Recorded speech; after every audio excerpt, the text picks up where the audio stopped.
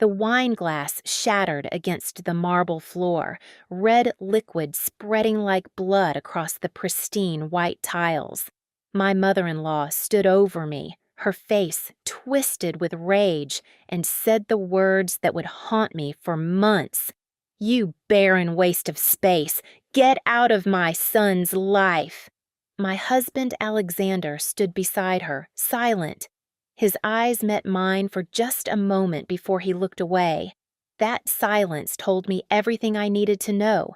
After 3 years of marriage, after countless fertility treatments, after absorbing their blame and their cruelty, I was being thrown out like garbage. They didn't know that their rejection would be the catalyst that would change everything.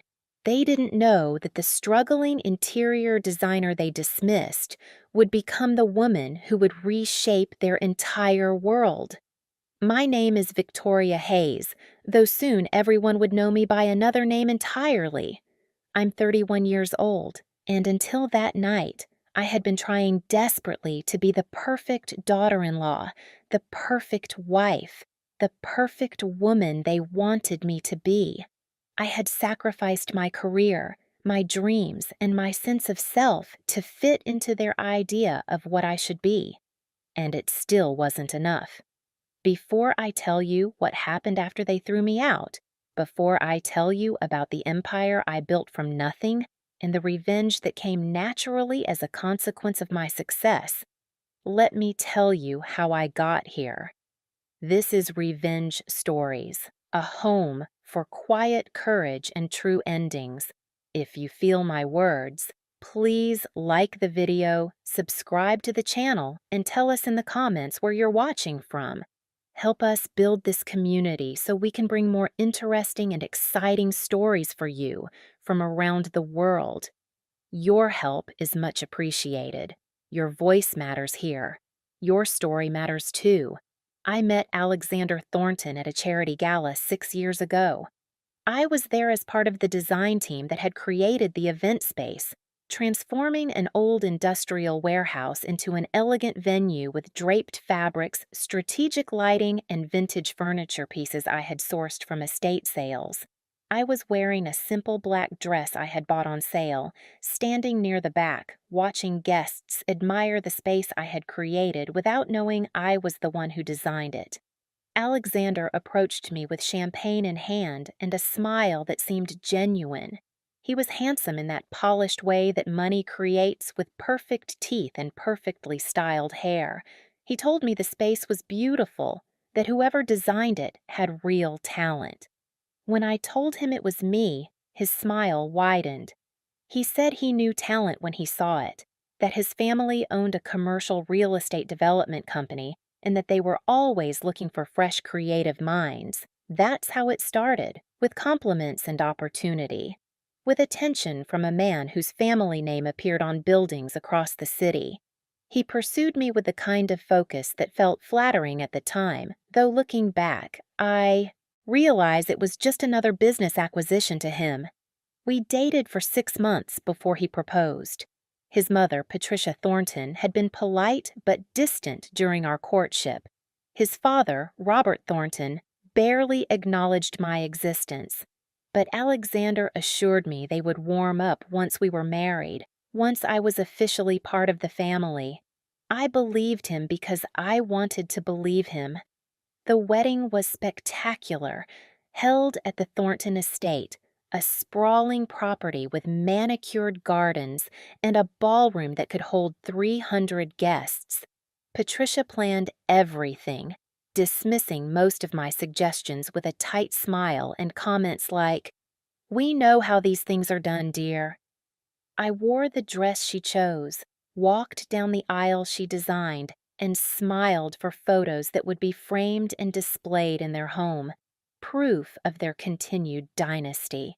The problems started almost immediately. On our honeymoon in the Maldives, Alexander spent most of his time on his phone, managing some crisis at the company. When I suggested we take a day away from technology to actually enjoy our honeymoon, he looked at me like I had suggested something absurd. "Victoria, the business doesn't stop just because we're on vacation. You need to understand that this is how it works. I told myself it was just the adjustment period that all newlyweds went through this. When we returned home, Alexander had arranged for us to live in the guest house on his parents' property, a beautifully appointed cottage that felt more like a gilded cage than a home. It's just temporary, he assured me, until we find the right place to buy. But temporary stretched into months, then a year, then longer. And every day I felt myself shrinking, becoming smaller and quieter, trying to take up less space in a world where I was constantly reminded that I didn't quite belong. Patricia began joining us for breakfast unannounced. She would walk into our cottage without knocking, already criticizing something before she had fully entered the room. "Victoria, are you really going to wear that to the company luncheon? It's so bohemian." Or, "Alexander, darling, I brought you some proper coffee. I know Victoria tries, but she never quite gets it right. I was still working as an interior designer when we first married, taking on small residential projects and slowly building my portfolio. I loved the work, the challenge of taking someone's vision and making it real, of transforming spaces into something beautiful and functional. But Patricia made it clear that working was inappropriate for a Thornton wife. "We have a certain image to maintain," she said one morning over breakfast that I hadn't invited her to. The wife of a Thornton executive should be focused on supporting her husband's career, on hosting, on charity work, not running around with fabric swatches like a decorator. "Interior designer," I corrected gently. "There's a difference." Her smile was ice. "Is there?" Alexander said nothing. He just buttered his toast and looked at his phone, letting his mother's words stand unchallenged. That became the pattern. Patricia would criticize, insult, or undermine me, and Alexander would remain silent, his passivity a form of agreement. I gave up my design work 6 months into our marriage. It wasn't a dramatic decision, just a slow erosion of my confidence and independence. Projects became harder to manage when Patricia would schedule family obligations during my client meetings. When I explained I had work commitments, she would look wounded and say things like, "I suppose we're just not as important as your little projects." Eventually, it became easier to just stop taking on new clients. I told myself it was temporary, that once we moved into our own place, once I had established myself in the family, I could return to the work I loved. I didn't realize I was giving up the one thing that made me feel like myself. The baby pressure started almost immediately. Patricia brought it up at family dinners, at social events, in casual conversation that wasn't casual at all. "When are you going to give us grandchildren, Victoria? Alexander needs an heir. The family line must continue." I tried to smile through it, to brush it off with vague comments about timing and not rushing things, but the pressure mounted. Alexander started talking about it too, not as something we wanted together, but as an obligation, a next step in the family plan. We tried for a year with no success, then another year. Patricia's comments became sharper, more pointed. "Is there something wrong with you, Victoria? Have you seen a doctor? Perhaps you should try harder, eat better, exercise more, or less. I don't know, but clearly something isn't working." I went to specialists. I underwent tests, procedures, treatments that were invasive and painful and emotionally devastating. Alexander came to one appointment out of a dozen. When the doctors suggested he should also be tested, he refused. "There's nothing wrong with me," he said firmly. "The problem is obviously on your side." His certainty was absolute, and his family's support of that certainty was unwavering. I was the broken one. I was the failure. I was the woman who couldn't perform the one function they deemed important. The fertility treatments became my life. Hormone injections that made me feel crazy, procedures that were clinical and cold, hope that would spike with each cycle and then crash when my period arrived. I gained weight from the hormones. I cried constantly. I felt like my body was betraying me, like I was betraying everyone by not being able to do this one simple thing that women had been doing forever. Patricia's criticisms intensified. At family gatherings, she would make pointed comments about other women who knew how to give their husbands children. She would talk loudly about friends whose daughters in law had just announced pregnancies, looking directly at me while she did it. Some women are just naturally fertile, she would say. It's such a blessing when things work the way they're supposed to. Alexander stopped touching me except during my fertile windows, and even then it felt mechanical, obligatory. We stopped talking about anything except my cycle, my temperature, my hormone levels. I became a walking fertility chart, not a wife, not a partner, just a failed vessel. I remember one particularly awful family dinner when Patricia announced that Alexander's cousin had just had her third child. 3 beautiful boys, Patricia gushed. Her husband must be so proud. Of course, some women are just built for motherhood. It's in their nature. She looked at me across the table, her eyes cold despite her smile. And some women, well, perhaps they're meant for other things, though I can't imagine what that would be. I excused myself to the bathroom and cried silently in a stall, mascara running down my face, trying to compose myself enough to return to the table. When I came back, no one acknowledged my absence or my red eyes. The conversation had moved on to business matters, to things that actually mattered to them. 3 years into our marriage, my doctor delivered news that should have been good but felt devastating given the circumstances.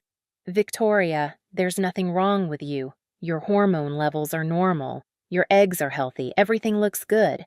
I really think we should test Alexander. Sometimes male factor infertility is the issue, and we need to explore that possibility. I went home and told Alexander what the doctor had said. I tried to be gentle, tried to present it as something we should do together, as a team. His reaction was immediate and cold. I'm not the problem, Victoria. My mother had 3 children. There's no history of infertility in my family. This is clearly your issue, even if your doctor is too politically correct to say so. But the tests show— I don't care what the tests show, he interrupted. I'm not going to be poked and prodded because you can't do what women are supposed to do naturally. That night, lying in bed next to a man who felt like a stranger, I realized something terrible. I didn't want to have his baby. I didn't want to bring a child into this cold, cruel family. I didn't want to bind myself to these people forever. The thought terrified me, because if I wasn't trying to have a baby, what was I doing here? What was the point of any of this? The final breaking point came on a Thursday evening in late October. Alexander had called to say he was bringing his parents over for dinner, giving me less than an hour's notice. I rushed to prepare something acceptable, knowing that whatever I made would be criticized, but trying anyway. I made salmon with roasted vegetables and a quinoa salad, something healthy and presentable. I set the table with the china Patricia had given us, the crystal glasses, the cloth napkins. I changed into a dress that Patricia had once said was almost appropriate. I tried to make everything perfect, knowing it wouldn't be enough, but trying anyway, because that's what I had been doing for 3 years, trying and failing and trying again. They arrived exactly on time. Patricia swept into the cottage without knocking, as always, Robert following behind her, Alexander bringing up the rear. Patricia's eyes immediately began scanning the space, looking for things to criticize. Victoria, dear, you've set the table with the winter china. It's still autumn. Honestly, don't they teach you people these things? I wanted to say that you people wasn't appropriate, that I wasn't some outsider who needed to be taught basic civilization, But I had learned that defending myself only made things worse, so I apologized and began switching out the plates. "Leave it," Patricia said with a dismissive wave. "It's done now." Though really, Victoria, after 3 years, one would think you'd have learned something about proper entertaining. Dinner was tense, as it always was. Patricia dominated the conversation, talking about business matters I wasn't included in, about people I didn't know, about a world I was adjacent to, but never truly part of. Robert grunted occasionally in agreement. Alexander nodded along, contributing when directly addressed, but otherwise letting his mother orchestrate the evening. I ate silently, pushing food around my plate, feeling invisible despite being the one who had prepared everything. I had become very good at making myself invisible, at taking up as little space as possible, at not drawing attention that would invite criticism. Then, Patricia shifted the conversation with surgical precision to the topic she always returned to. "Robert and I had lunch with the Hendersons today. Their daughter just announced her pregnancy. That will be their second grandchild." She paused, letting the weight of that statement settle. "We still don't have any." The silence that followed was loaded with accusation. I felt my chest tighten, felt the familiar shame rising like bile in my throat. I had been through 6 rounds of IVF in the past year, 6 expensive, painful, emotionally devastating rounds that had all failed. My body was exhausted, my spirit was broken, and still, it wasn't enough. "We're still trying," I said quietly, the words automatic now, the response I had learned to give. "Are you?" Patricia's voice was sharp. "Or are you just going through the motions? Because from where I'm sitting, Victoria, it seems like you're not really committed to this. Some women want to be mothers. They do whatever it takes. They make sacrifices. They put their family first." "I have put the family first," I said, my voice still quiet, but with an edge now, 3 years of suppressed frustration beginning to leak through. "I've given up my career. I've undergone countless procedures. I've done everything the doctors have asked.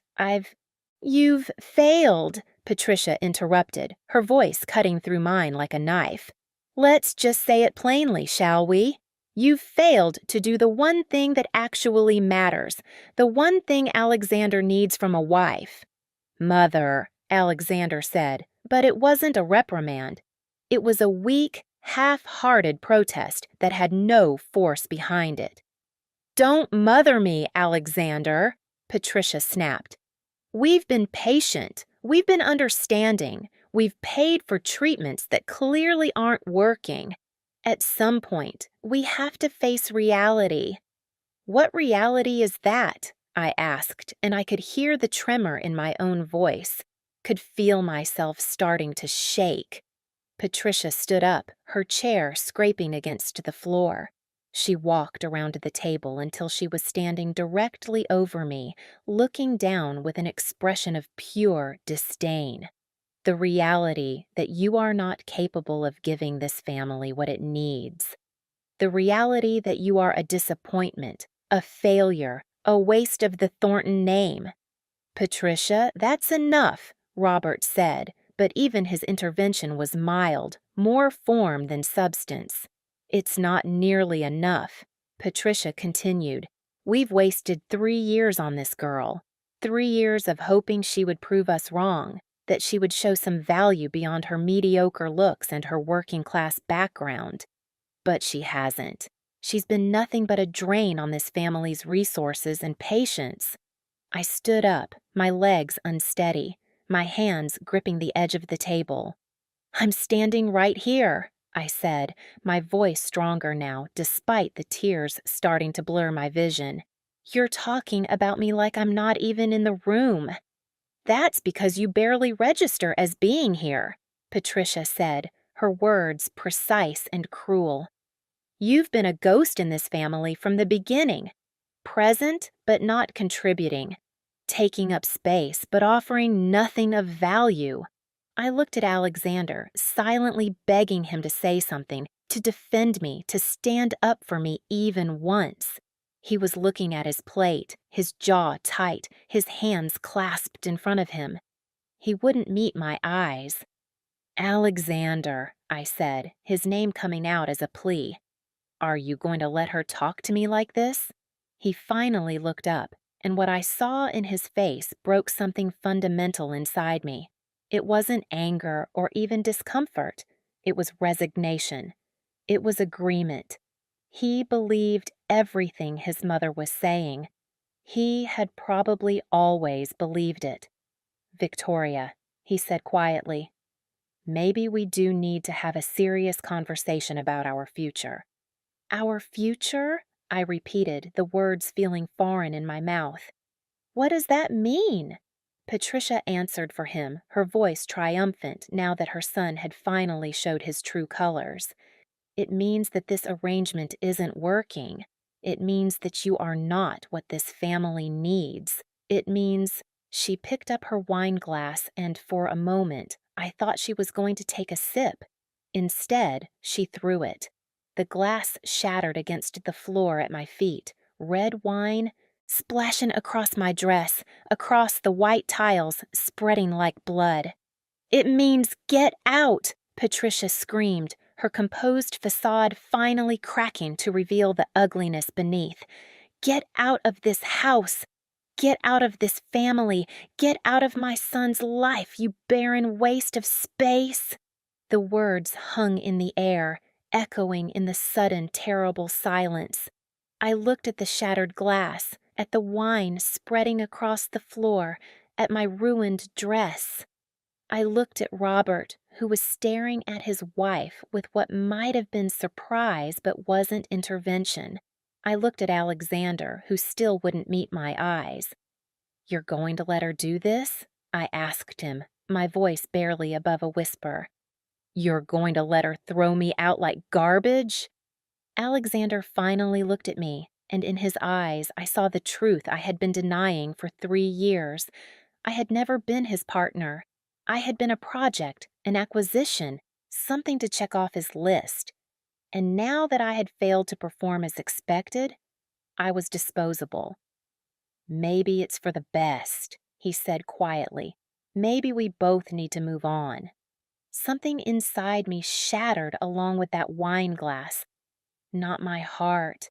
I don't think I had loved Alexander for a long time, if I ever really had. What shattered was my denial, my hope that things could get better, my willingness to accept crumbs of dignity from people who saw me as less than human. I walked to our bedroom, my feet crunching over broken glass. I pulled out the suitcase I had brought to this cottage 3 years ago, still tucked in the back of our closet. I packed methodically, taking only what was mine from before the marriage. My clothes, my books, my laptop, my portfolio of design work I hadn't looked at in 2 years. Patricia stood in the doorway watching me pack, her arms crossed, a satisfied smile on her face. "You're finally showing some sense," she said.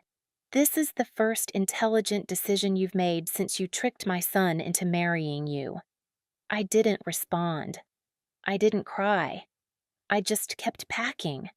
Alexander appeared in the doorway next to his mother, watching silently as I dismantled the life I had been trying to build here. He didn't offer to help. He didn't ask me to stay. He just watched.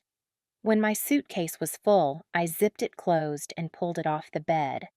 I walked past Patricia, past Alexander, past Robert, who was still sitting at the dining table surrounded by the ruins of dinner.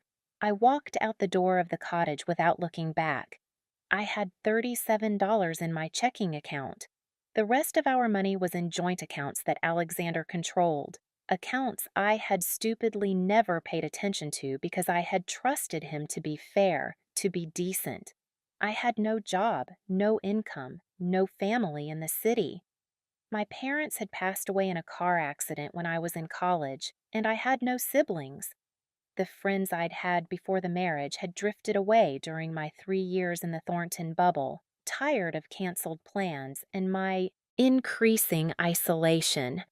I drove my 8-year-old sedan, the one Patricia had constantly criticized as inappropriate for a Thornton, to the only place I could think of, my old studio apartment. I had kept it when Alexander and I married, unable to fully let go of my independence despite his pressure to sell it. "We don't need it," he had said. "You're living with me now."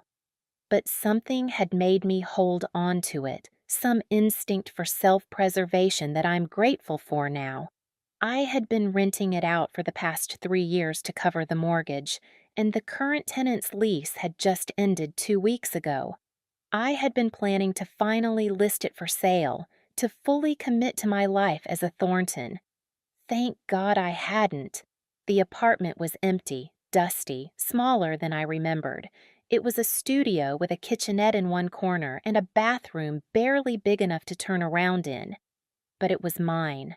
Fully paid off with money I had earned before I met Alexander. It was the only thing in my life that was completely, entirely mine. I sat on the floor in the empty space and finally let myself cry. Not delicate tears, but huge, gasping sobs that shook my entire body. I cried for the 3 years I had wasted. I cried for the woman I had been before, the one with confidence and dreams and a career she loved. I cried for the humiliation, for the cruelty, for the person I had let myself become in the desperate attempt to be accepted by people who would never accept me. I cried until I had no tears left, until my throat was raw and my eyes were swollen. And then, sitting in that empty apartment with my suitcase beside me and $37 to my name, I made a decision. I wasn't going to beg Alexander to take me back. I wasn't going to try to win over his family. I wasn't going to waste another moment of my life seeking approval from people who saw me as worthless. I was going to rebuild. I was going to become the person I should have been all along. I just had no idea how. Not yet. I spent the first night in my empty apartment lying on the floor in my coat, using my suitcase as a pillow. I was too exhausted to think, too numb to feel anything beyond a distant gratitude that I had a roof over my head at all. The heating hadn't been turned on since the last tenant moved out, and the October night was cold. I shivered through broken sleep, waking every few hours to the unfamiliar sounds of the building, to the reality of my situation crashing over me again and again. Morning came gray and harsh through the dusty windows. I had no furniture, no food, no coffee, nothing but the contents of one suitcase and the overwhelming question of what came next. I pulled out my phone and saw 17 missed calls from a number I didn't recognize, probably a lawyer representing Alexander, and 3 text messages from my old friend Simone, someone I hadn't spoken to in over a year. Simone's messages were brief. Heard what happened. Coffee, my treat, no judgment. Just coffee. I stared at the messages for a long time. Simone and I had been close before my marriage, both of us struggling designers trying to build our careers in a competitive city. We had shared studio space, collaborated on projects, stayed up late drinking cheap wine and dreaming about the day we would have real clients and real budgets. When I married Alexander, I had slowly stopped returning her calls, stopped showing up to our coffee meetings, let the friendship dissolve in the face of Patricia's disapproval of my inappropriate artist friends. I typed back, "Coffee sounds perfect. When and where?" We met at a small cafe near her current studio, a space I had never seen because I hadn't been part of her life for so long. Simone was there when I arrived, her curly black hair pulled back in a colorful scarf, her dark skin glowing even in the gray morning light, wearing paint-splattered jeans and a vintage blazer that somehow looked both casual and put together. She looked like herself, authentic and free, and I felt a sharp pang of envy for the person she had remained while I had lost myself. She stood when she saw me and pulled me into a tight hug without saying anything. The kindness of it, the simple human warmth of it after years of cold formality with the Thorntons, made my eyes burn with fresh tears. "I ordered you a latte," she said when we sat down. "Extra shot. You look like you need it." "How did you hear?" I asked, wrapping my hands around the warm cup. "Olivia mentioned it. She's still connected to that social scene. Word travels fast when a Thornton marriage falls apart." Simone's expression was sympathetic, but not pitying. "I'm sorry, Victoria, for what happened, but between you and me, I'm not sorry you're out of there." "You never liked Alexander," I said. It wasn't a question. "I never liked what you became around Alexander," Simone corrected gently. "You dimmed yourself for him, for them." The Victoria I knew was fierce and talented and full of ideas. The woman you became in that marriage was quiet and apologetic and scared.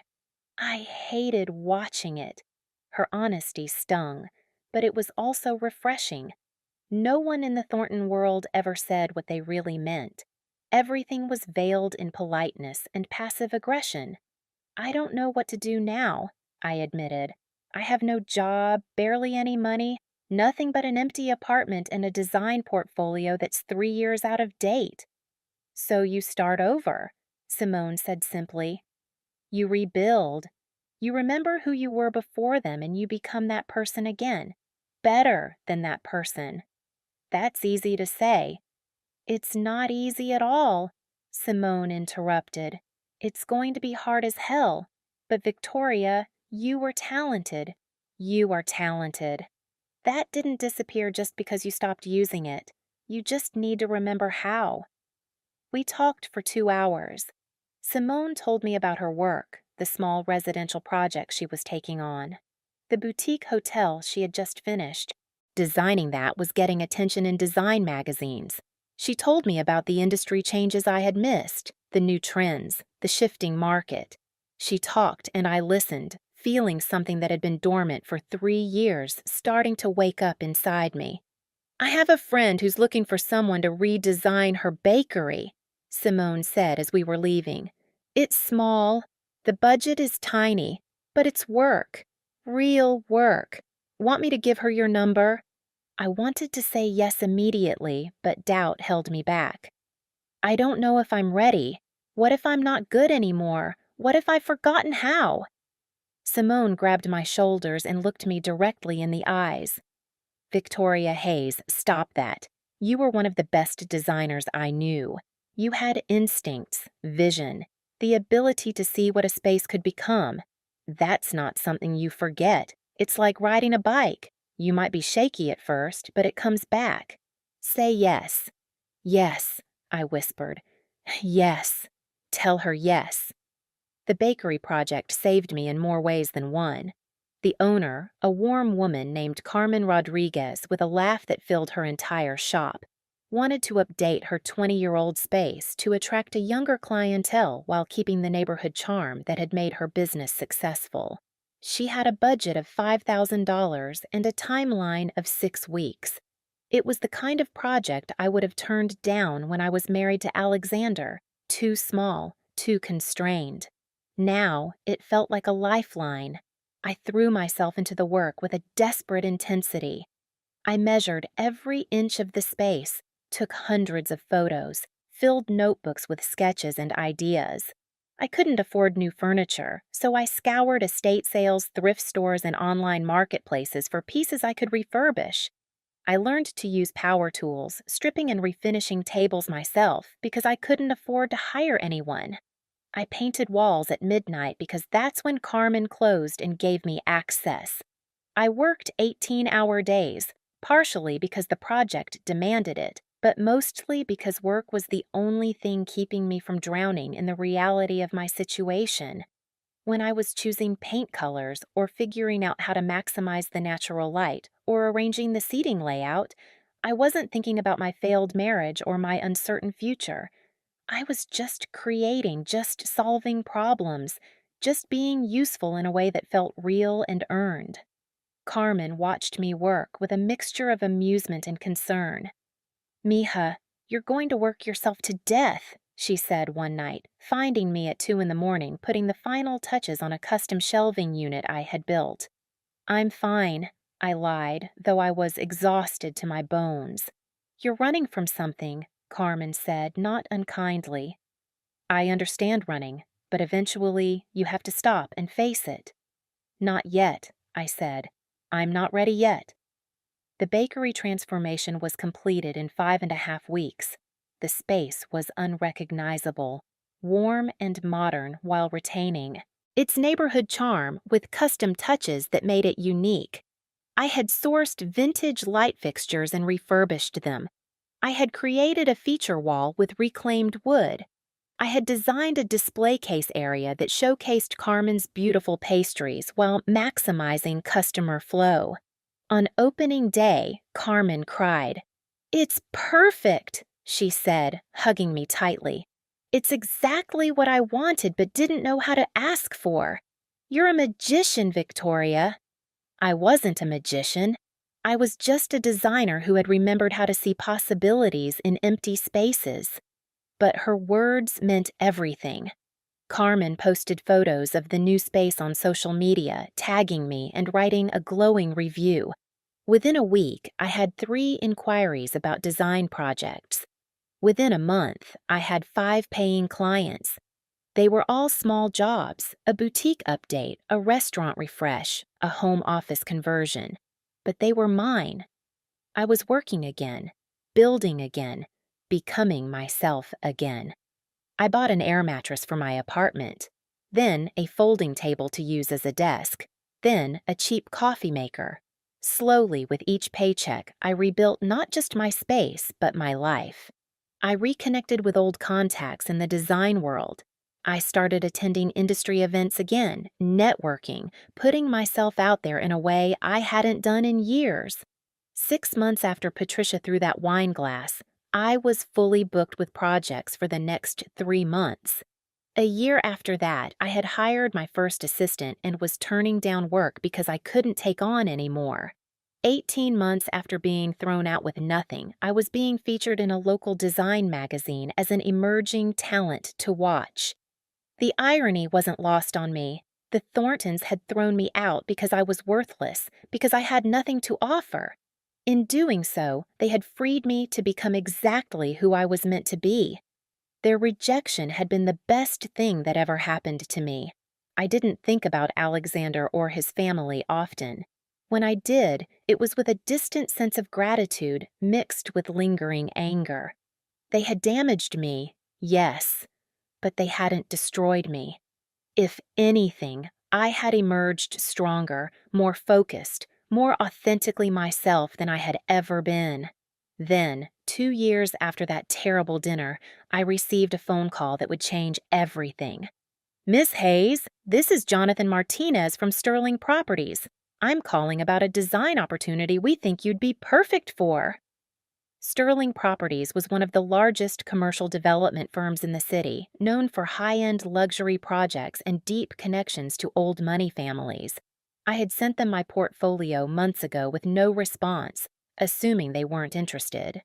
"I'm listening," I said, keeping my voice professional despite the flutter of excitement. "We're developing a new mixed-use property downtown. It's going to be the flagship project for our company. Luxury condos, high-end retail, a boutique hotel. We're looking for someone to handle the interior design for the common areas in the hotel. Your portfolio caught our attention. We think you have the vision we're looking for." This was the kind of project that could make a career. The kind of opportunity I had dreamed about before I met Alexander, before I lost myself. "I'm very interested," I said. "When can we meet?" "How about tomorrow? 2 o'clock? I'll send you the address." I hung up the phone and just stood there in my now fully furnished studio apartment, my small but thriving design business humming around me, and realized that something was shifting. This was more than just another project. This was the door to something bigger. I had no idea how right I was. I had no idea that Sterling Properties' flagship project was funded by investors including Robert Thornton. I had no idea that my work was about to intersect with the family that had thrown me away in ways none of us could have anticipated. I had no idea that my revenge, when it came, would be the sweetest kind. The revenge of becoming exactly who I was always meant to be, while they watched from the sidelines, realizing too late what they had lost.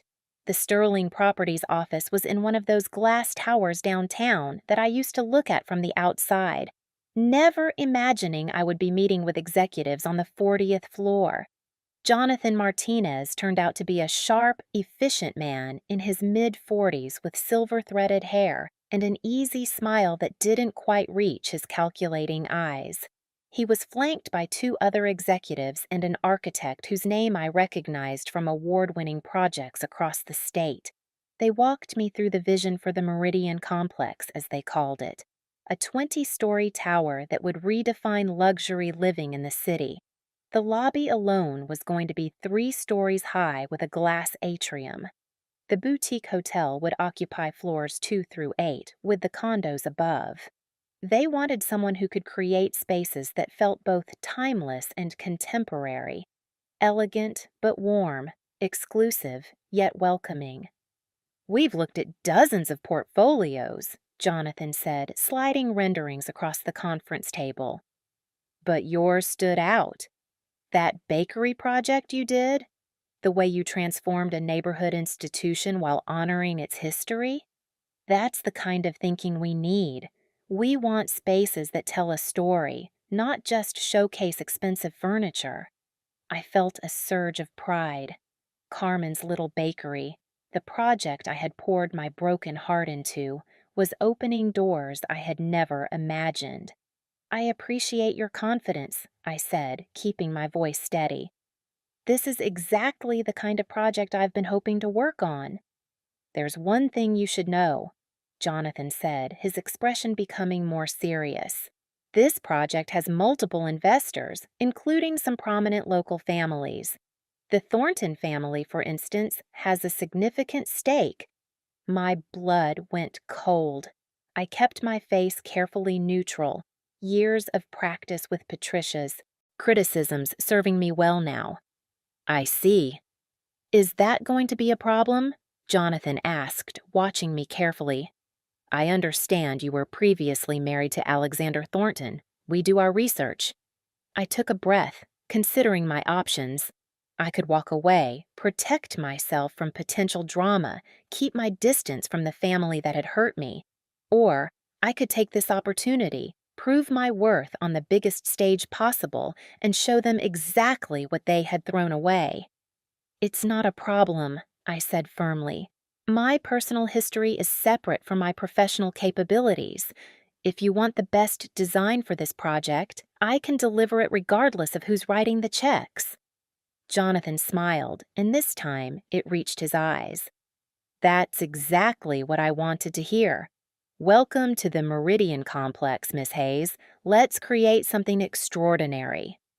The contract I signed was for more money than I had made in my entire career up to that point.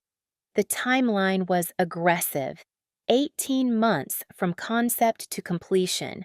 I would be working directly with the architectural team, the construction managers, and yes, occasionally with the investor group.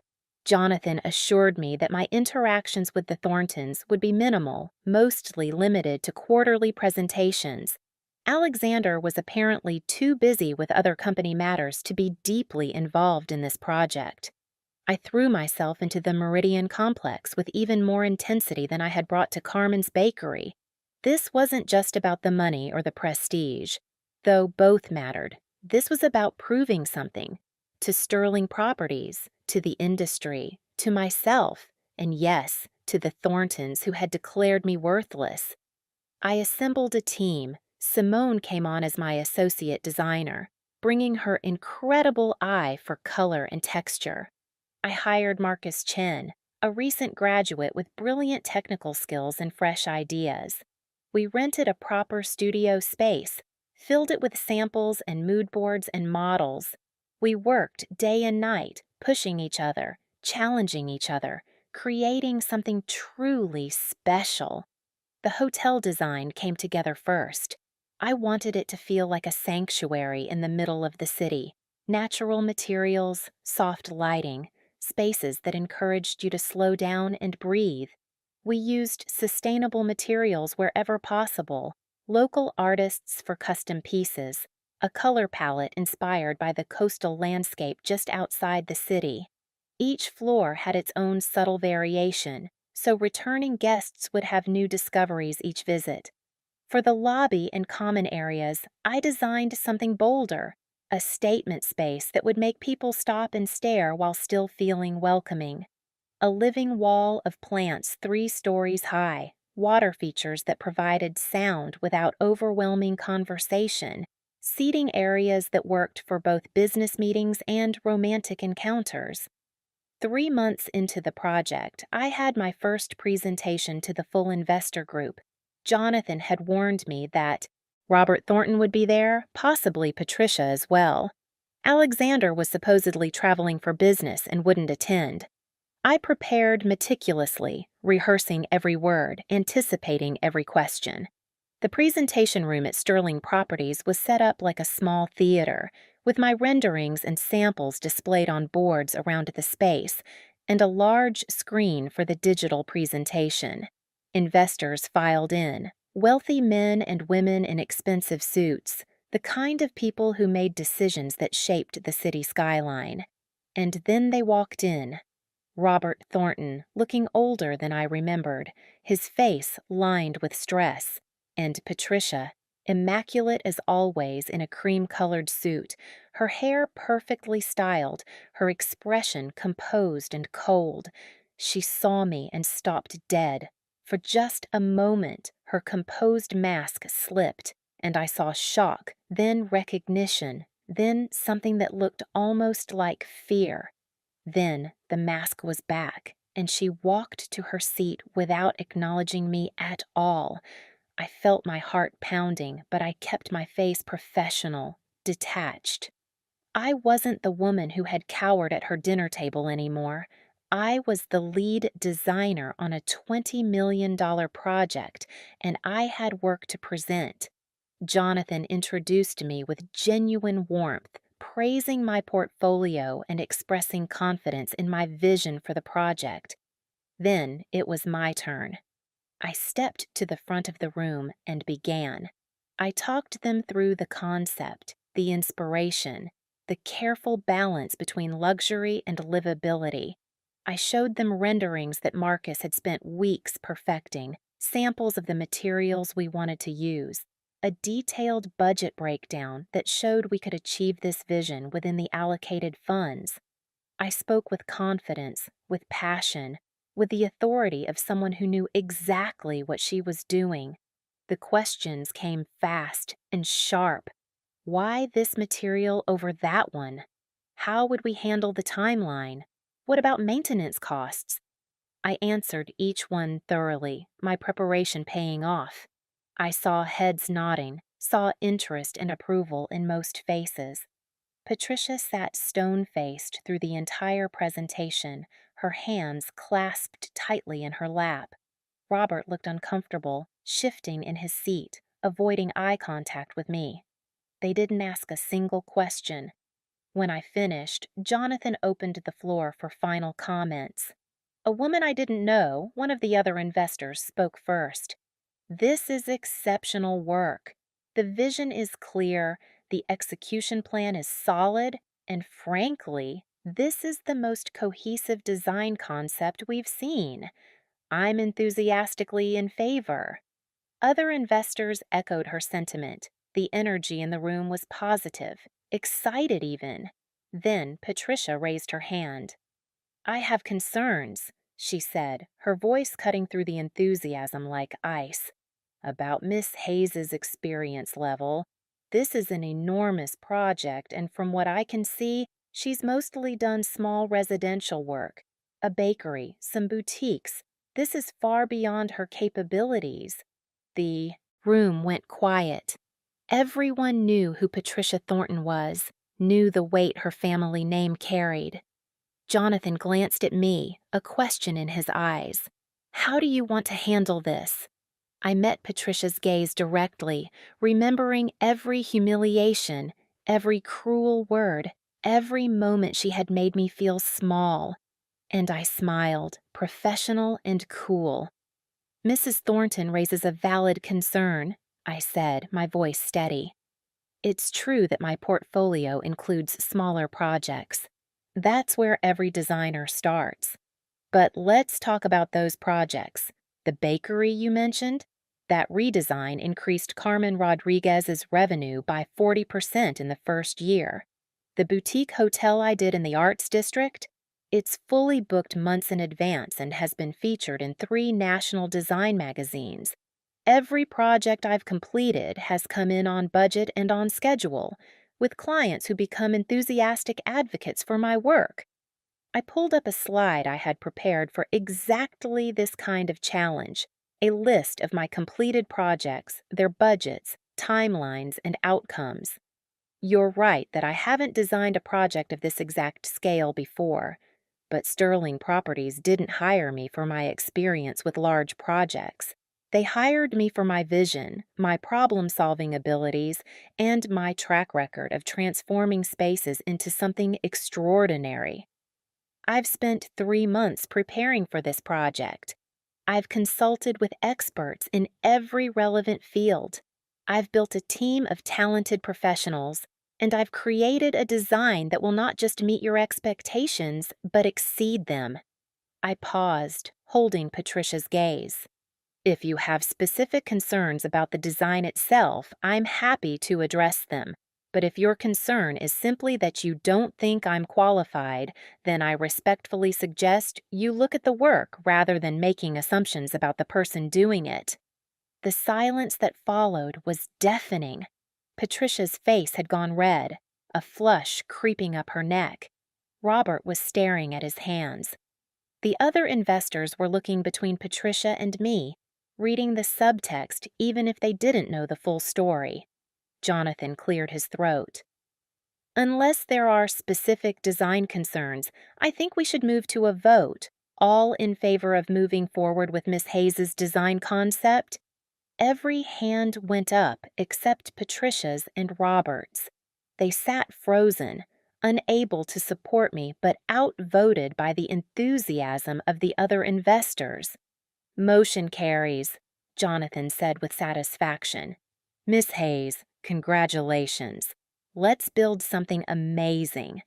I gathered my materials with hands that were shaking just slightly from adrenaline.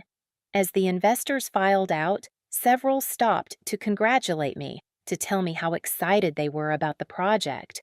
Patricia and Robert left quickly, not looking at me, not speaking to anyone. But I had won. On merit, on talent, on the strength of my work. They had tried to diminish me one more time, and they had failed. The next 18 months were the hardest and most rewarding of my life. The Meridian Complex became my obsession, my proving ground, my masterpiece in progress. I was on site almost every day, working with contractors, solving problems as they arose, making 1,000 tiny decisions that would add up to something beautiful. Simone and Marcus became not just my team, but my friends, people who believed in the vision and pushed themselves as hard as I pushed them. We celebrated small victories, the perfect shade of tile arriving, the custom light fixtures exceeding our expectations, the moment when we finally saw the 3-story living wall installed and realized it was even more stunning than we had imagined. We also weathered setbacks. A shipment of Italian marble arrived damaged. A contractor went bankrupt mid-project. The timeline got compressed when another Sterling Properties project demanded resources. Through it all, we adapted, found solutions, kept moving forward. I occasionally saw Patricia and Robert at investor meetings. They never spoke to me directly, just sat in stony silence while I presented updates. I heard through Jonathan that they had tried to have me removed from the project twice, arguing that I was over budget, I wasn't, or behind schedule, I wasn't. Each time, the other investors had shut them down, satisfied with my progress reports and the quality of the work they could see taking shape. Alexander, I was told, had avoided the project entirely, never attending a single meeting or site visit. I wondered sometimes if he felt any regret, any recognition that he had underestimated me. But mostly, I didn't think about him at all. I was too busy becoming someone he never could have imagined. 14 months into the project, something unexpected happened. I was on site, reviewing the hotel room mock-ups with Simone, when my phone rang. Unknown number. I almost didn't answer, but something made me pick up. Victoria Hayes? The voice was male, unfamiliar, professional. Speaking. This is David Park from Metropolitan Design Magazine. I'm writing a feature on transformative young designers, and your name keeps coming up. The Meridian Complex is generating a lot of buzz in the industry. Would you be interested in an interview? Metropolitan Design Magazine was the most prestigious design publication in the country. Being featured in it was a career-defining moment. Yes, I said, trying to keep the excitement out of my voice. I'd be very interested. The interview happened 2 weeks later. David Park was thorough and insightful, asking not just about the Meridian Complex, but about my design philosophy, my influences, my journey. I told him about starting small, about the importance of understanding a client's story, about creating spaces that enhanced people's lives rather than just showcasing wealth. I didn't mention the Thorntons. I didn't mention Alexander or my failed marriage or the 3 years I had lost. This story was about my work, my talent, my vision. The personal drama wasn't relevant. The article published 3 months later, just as the Meridian Complex was entering its final phase of construction. The feature was 6 pages with stunning photos of my previous work and renderings of the Meridian Complex. The headline read, Victoria Hayes, Designing Spaces with Soul. David Park had written beautifully about my approach to design, my attention to detail, my ability to balance luxury with warmth. He had interviewed several of my clients, including Carmen, who had given a glowing testimonial. He had talked to other designers who praised my work ethic and creativity. It was the kind of press that changed everything. Within a week of the article publishing, I had inquiries from potential clients across the country. A hotel chain wanting to discuss a multi-property redesign, a tech company looking to design their new headquarters, a celebrity wanting help with their private residence. My small studio suddenly felt very small. The Meridian Complex opened in late spring, 2 years and 3 months after Patricia Thornton had thrown that wine glass at my feet. The grand opening was a spectacular event. City officials, business leaders, society people, design industry professionals, all gathered to see what Sterling Properties had created. And what we had created was stunning. The 3-story lobby took everyone's breath away. The living wall was even more impressive in person, a cascade of green that brought life and oxygen into the space. The water features created a sense of tranquility. The custom furniture pieces, the local art installations, the careful lighting design. Everything came together into a cohesive whole that felt both luxurious and welcoming. The hotel floors were already fully booked for the next 3 months. The condos had sold out during pre-construction. Sterling Properties was calling the Meridian Complex the most successful project in their company's history. I stood in that completed lobby on opening night, wearing a designer dress I had actually been able to afford, surrounded by people congratulating me, and felt a sense of accomplishment so profound it was almost overwhelming. I had done this. Me, the woman they had called worthless, barren, a waste of space. I had created something beautiful and functional and successful that would stand in this city for generations. Jonathan Martinez found me near the living wall, holding a glass of champagne. Victoria, you did it. This is extraordinary. Better than I imagined, and I have a pretty good imagination. We did it, I corrected. It took a whole team. But you were the vision, he said, and I want you to know, Sterling Properties wants to work with you again. We have 3 more projects in development, and you're our first choice for all of them. This was it. This was the moment when everything changed. When I went from a designer with potential to a designer with a reputation, with opportunities, with a future that was limited only by my own ambition. That's when I saw them across the lobby. Alexander and Patricia, dressed formally for the occasion, their faces carefully neutral, but their eyes scanning the space with what looked like shock. They hadn't attended any of the preview events or final walkthroughs. This was their first time seeing the completed project. Alexander looked older, stress lines around his eyes, his hairline slightly receded. Patricia looked rigid, her usual composure challenged by whatever she was feeling as she looked at my work, at the success she had tried to prevent. They saw me at the same moment I saw them. For a long beat, we just stared at each other across the crowded lobby. Then Alexander started moving through the crowd toward me, Patricia following. My instinct was to run, to avoid the confrontation, to protect myself from whatever cruelty they might deliver. But I didn't run. I stood my ground, Jonathan beside me, in the lobby I had designed, surrounded by the evidence of everything I had become without them. Alexander reached me first. Up close, I could see he looked tired, unhappy even.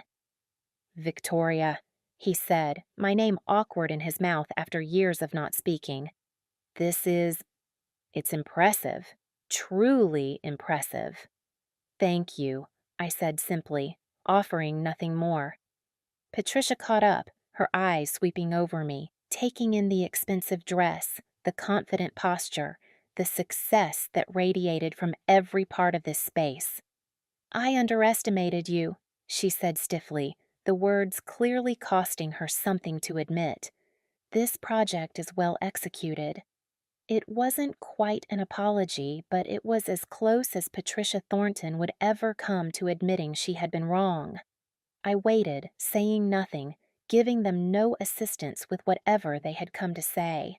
Alexander cleared his throat. I've been following your career. The Metropolitan Design Magazine article was... I showed it to Mother. We both realized that we may have been...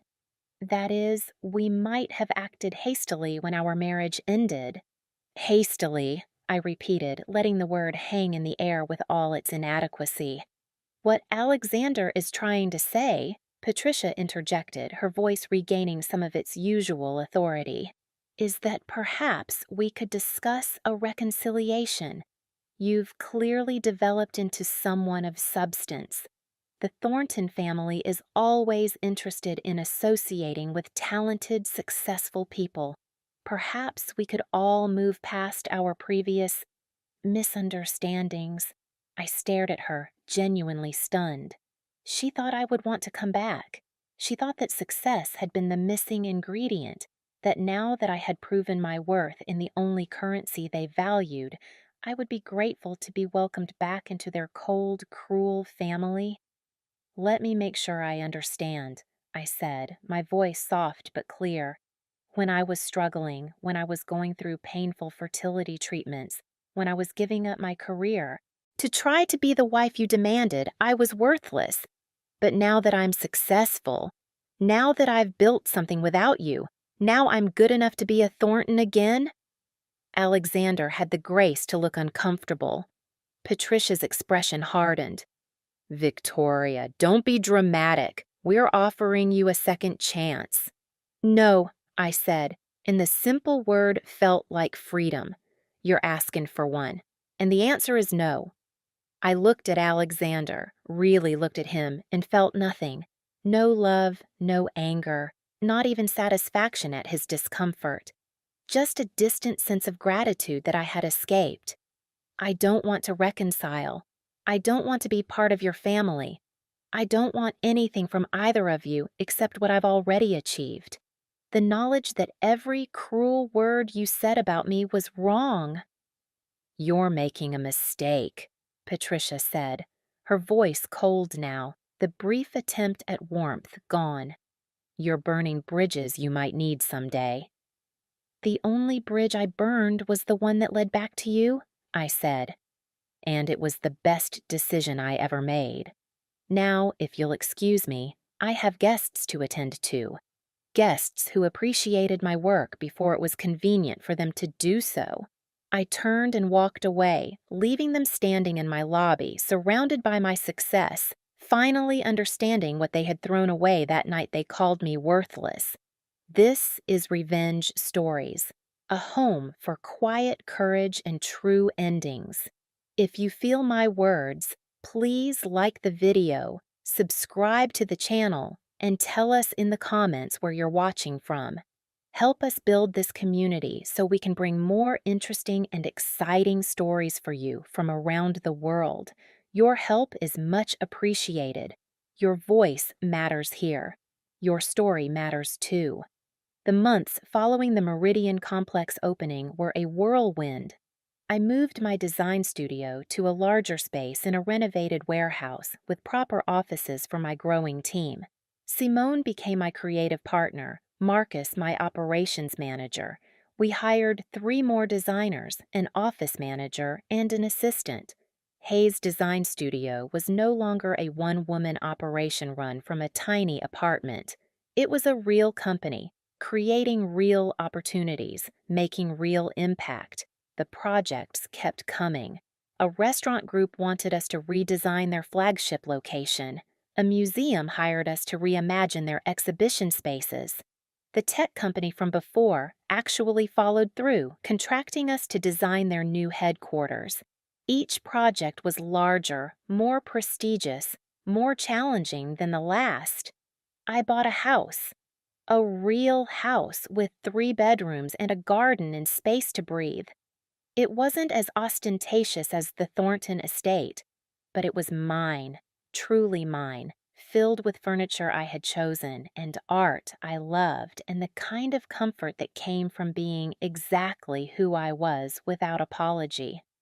I started teaching a workshop for young designers, especially women and people from underrepresented backgrounds, sharing the lessons I had learned the hard way. Don't make yourself smaller to fit someone else's idea of who you should be, I told them. Don't give up your dreams to support someone who doesn't support yours. Don't ever let anyone tell you that your worth is tied to anything other than your character, your effort, and your heart. One evening, about 6 months after the Meridian Complex opening, I was working late at the studio when my phone rang. Simone's name appeared on the screen. "Please tell me you're not still working," she said when I answered. "Okay, I won't tell you that." "Victoria, it's 8 o'clock on a Friday. You need a life outside of work." "I have a life," I protested. "I have a very fulfilling life." "When's the last time you went on a date?" I thought about it. Define date. "Oh my God," Simone groaned. "You're impossible. Listen, I'm coming to pick you up. We're going to that new wine bar downtown, and you're going to relax and act like a normal human being for a few hours." She hung up before I could argue. An hour later, I found myself at a beautiful wine bar with exposed brick walls and soft jazz playing in the background. Simone ordered us a bottle of wine and made me promise not to talk about work. "So what am I supposed to talk about?" I asked. "Life. Feelings. What makes you happy besides finishing projects on time and under budget?" I sipped my wine, considering the question. "You know what makes me happy?" creating spaces where people feel good. That restaurant we just finished? I was there last week just observing, and I saw this couple having dinner. They were celebrating their anniversary, and the woman kept looking around and smiling, like she felt special, like the space was adding to her experience. That's what makes me happy, knowing that my work makes people's lives better, even in small ways. That's beautiful, Simone said. But you deserve to feel special too, not just through your work, through your life, through connections with people who appreciate you for who you are. I have that, I said. I have you. I have my team. I have clients who respect my work. I'm talking about romance, Victoria, about letting someone in again. I shook my head. I'm not ready for that. Maybe I'll never be ready. The Thorntons did a number on me, Simone. The idea of being vulnerable with someone again, of giving someone that kind of power over me, I don't know if I can do it. Not everyone is Alexander, Simone said gently. Not every relationship is a trap. You deserve love, real love, from someone who sees your value and celebrates it instead of trying to diminish it. Maybe, I said. But right now, I'm content. I'm building something I'm proud of. I'm helping other designers find their footing. I'm creating beauty in the world. That's enough. And it was enough for a long time. I poured myself into my work, into my studio, into mentoring young designers. I found satisfaction and meaning in what I was creating. The emptiness I had felt in my marriage was gone, replaced by a sense of purpose and accomplishment. Then, nearly 3 years after that terrible dinner with the Thorntons, I got a phone call that brought everything full circle. "Miss Hayes, this is Margaret Chen from the estate of Patricia Thornton." My hand tightened on the phone. "I'm sorry, what?" "Mrs. Patricia Thornton passed away last week. As the executor of her estate, I'm contacting you because you're mentioned in her will." I felt dizzy, disconnected. Patricia was dead? And she had mentioned me in her will? I don't understand. Why would I be in her will? I'm not at liberty to discuss the details over the phone. Could you come to our office tomorrow at 2 o'clock? I almost said no.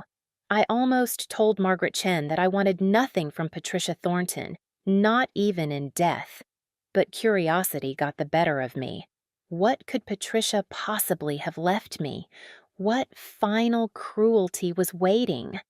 The law office was in one of those old buildings downtown with marble floors and wood-paneled walls, the kind of place that radiated old money and established power. Margaret Chen turned out to be a woman in her 60s with kind eyes and a professional demeanor. "Thank you for coming," she said, gesturing to a chair. "I know this must be strange for you. That's one word for it." Margaret opened a file and pulled out a document. Mrs. Thornton updated her will 3 months before her death. She left specific instructions regarding you. Before I share them, I want to show you something. She pulled out a magazine, Metropolitan Design Magazine, the issue with my feature. It was worn, the pages dog-eared, highlighting throughout. My interview, my photos, my work, all marked up with handwritten notes in margins. "Mrs. Thornton read this article repeatedly," Margaret said. "She kept it on her bedside table. She showed it to friends, to family. She was, I believe, trying in her own way to understand what she had lost." I stared at the magazine, at Patricia's handwriting noting details about my projects, circling quotes I had given about design philosophy. It was so strange, so unexpected, seeing evidence that Patricia had paid attention to my life after I left it. "Mrs. Thornton was diagnosed with cancer 2 years ago," Margaret continued. "She fought it aggressively, but ultimately she knew she was losing. In her final months, she did a lot of reflection. She wrote you a letter." Margaret handed me an envelope, heavy paper with my name written in Patricia's distinctive, elegant script. My hands shook slightly as I opened it. "Victoria, the letter began. I am dying, and that fact has forced me to confront truths I spent a lifetime avoiding. The primary truth is this: I was wrong about you, profoundly, cruelly wrong. I built my life around the idea that worth came from bloodlines, from maintaining appearances, from producing the right kind of heirs to carry on the family name. I measured everyone by these shallow, meaningless standards. When you couldn't give us a grandchild, I dismissed you as worthless. I never considered that the failure might be on our side, in values and character, in our inability to recognize quality when it was living in our guest house. I watched Alexander lose the only genuine person in his life because I taught him to value the wrong things. I watched you build an extraordinary career and become exactly the kind of woman I should have celebrated instead of demeaning. I watched you succeed in ways my family never could, with integrity and authenticity we never possessed. This is not an apology I expect you to accept. The damage I did cannot be undone with words on paper written when I have nothing left to lose. But I want you to know that I see it now. I see what we threw away. I see what we lost.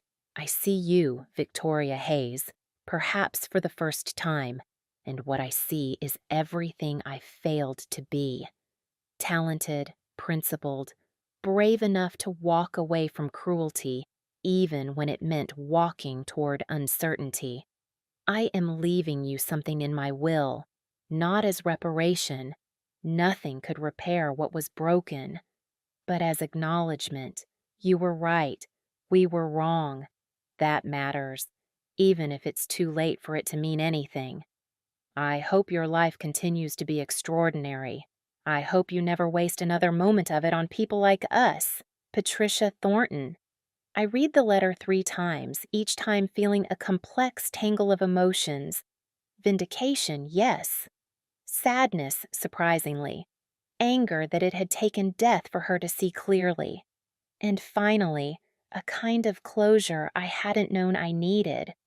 "What did she leave me?" I asked Margaret, my voice rough. $50,000, Margaret said, with instructions that it be used to fund scholarships for design students from underprivileged backgrounds. She wanted you to manage the fund, to choose the recipients, to invest in young designers the way she failed to invest in you. I sat back in the chair, stunned.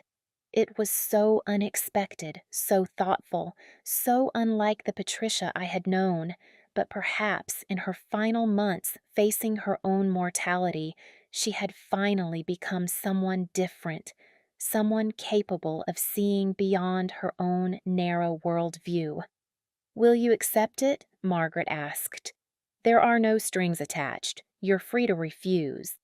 I thought about all the young designers I had been mentoring, the ones struggling to make it in an industry that often favored connections over talent. I thought about the woman I had been before I met Alexander, working 3 jobs to pay for design school, scraping by on cheap coffee and big dreams. "I'll accept it," I said. "I'll make sure it goes to designers who need it, who have the talent but not the advantages. I'll make sure Patricia's money does some good in the world." Margaret smiled. "I think she would have appreciated that. She said in her instructions that you would know how to use it well, that you understood the value of opportunity because you had to fight so hard for yours." I left the law office with the letter in my purse and a certified check for $50,000 in my hand. I sat in my car for a long time, just processing everything. Patricia Thornton, the woman who had tormented me, had spent her dying months trying to understand what she had lost.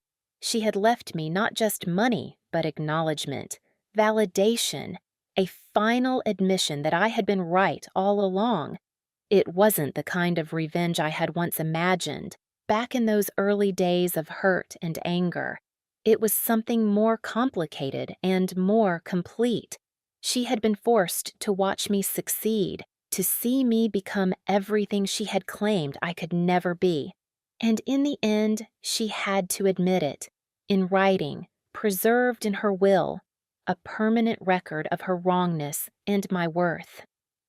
I started the Hayes Foundation for Emerging Designers the following month. The application process focused on talent, potential, and financial need, with no consideration for family connections or pedigree. I personally reviewed every portfolio, looking for that spark of creativity, that unique vision that just needed support to flourish. The first year, we awarded 5 scholarships of $10,000 each. I met each recipient personally, told them their work was valuable, that they were talented, that they should never let anyone make them feel less than worthy. I saw myself in each of them, and I was determined to give them the encouragement I had to find for myself. As for Alexander and the rest of the Thornton family, I heard things occasionally through the industry grapevine.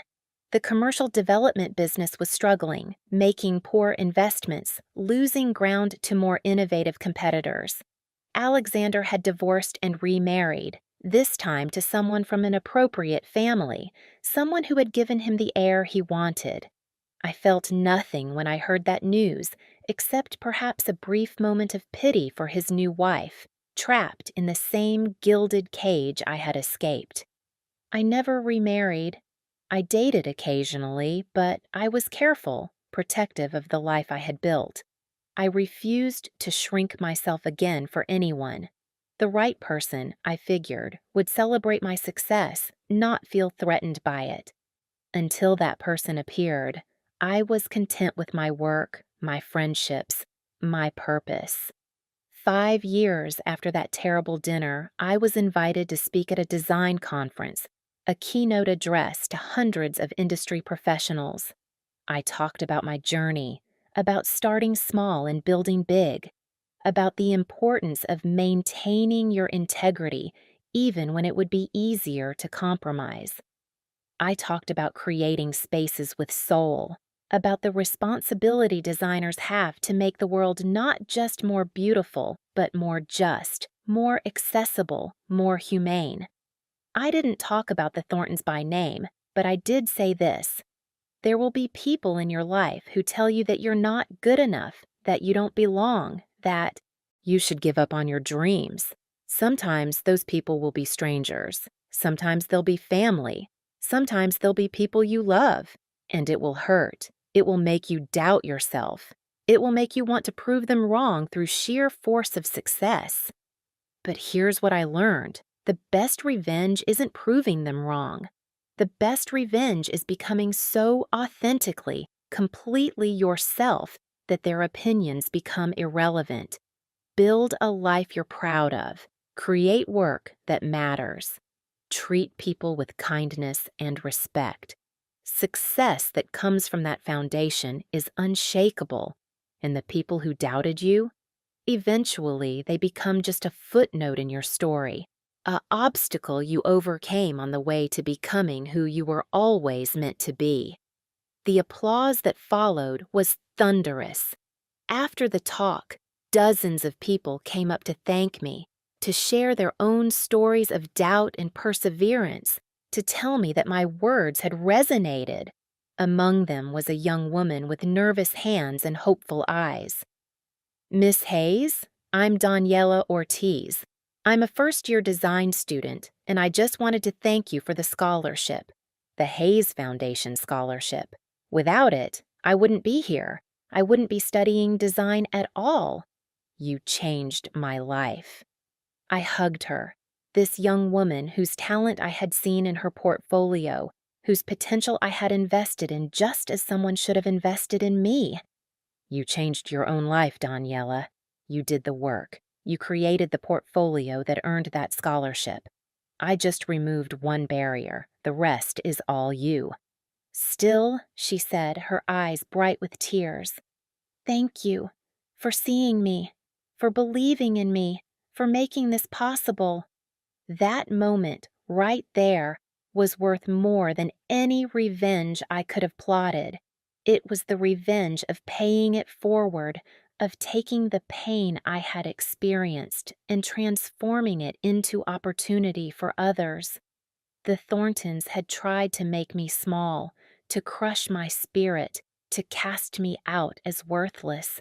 Instead, they had freed me to become someone who could open doors for others, who could create beauty and opportunity and hope. I stand now in my design studio, surrounded by the work of my talented team, looking at the portfolio of our completed projects, hotels and restaurants and museums and homes, each one a testament to the power of creative vision combined with dedication and heart. I am successful, yes, but more importantly, I am free. Free from the need for their approval, free from the shame they try to impose, free to be exactly who I am. Sometimes, late at night when I'm working on a new design, I think about that dinner, that moment when Patricia threw the wine glass and screamed at me to get out. I think about how terrified I was, how lost I felt, how certain I was that being cast out from their family was the worst thing that could happen. And I smile, because being cast out was the best thing that ever happened to me. It forced me to find my own strength, to build my own life, to discover that I didn't need their validation or their approval or their name. I needed only myself, my talent, my determination, and the courage to keep going, even when I wasn't sure where I was going. The Thorntons thought they were punishing me that night. They thought they were destroying me, throwing away someone worthless. Instead, they set me free, and in doing so, they guaranteed their own defeat. Because the woman they cast out became someone extraordinary, not despite their rejection, but in many ways because of it. That's the ultimate irony, the final twist in this story. They gave me the greatest gift they possibly could, though they never intended to. They gave me back to myself. This is Revenge Stories, a home for quiet courage and true endings. If you feel my words, please like the video, subscribe to the channel, and tell us in the comments where you're watching from. Help us build this community so we can bring more interesting and exciting stories for you from around the world. Your help is much appreciated. Your voice matters here. Your story matters too. Thank you for listening to my story. I hope it reminds you that you are worth more than anyone's low opinion of you. You are capable of more than the people who try to limit you can imagine. And sometimes, the worst thing that happens to you becomes the catalyst for the best thing you could never have predicted. My name is Victoria Hayes. I am the woman they threw away, and I became the woman they could never diminish, no matter how hard they tried.